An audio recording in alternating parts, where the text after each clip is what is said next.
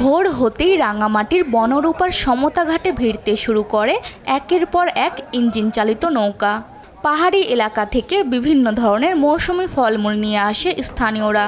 আর ঘাটে তড়ি ভিড়তেই পাইকারদের দরদামে বিকিকিনির পর্ব শুরু হয়। দরাদরি শেষে নৌকার পণ্যের ঠাঁই হয় ট্রাকে। আর সেই ট্রাক চলে যায় চট্টগ্রাম সহ দেশের বিভিন্ন জায়গায়।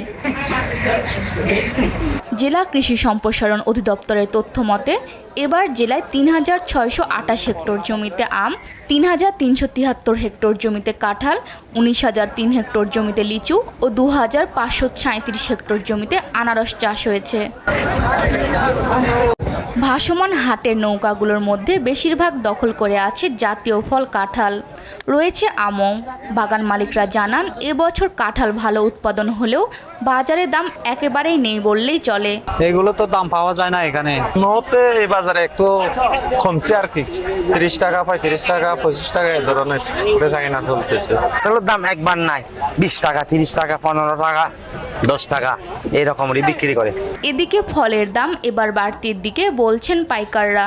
তো এখানে মাল ভালো আছে, জিনিসটা ভালো আছে, পূর্ণ ভালো, মানে মালটা একটু ভালো, সুন্দর পরিবেশ ভালো দেখে আমরা এখানে আসি। আমি ছোট থেকে ব্যবসা করি, মূলত এখান থেকে মাল নিয়ে যাই। দাম এখানে মূলত বাইরে থেকে একটু এখানে কম, এই কারণে এখানে আসা যাতে এখান থেকে কম দামে নিয়ে আমরা একটু বাইরে বেশি দামে বিক্রি করতে পারি।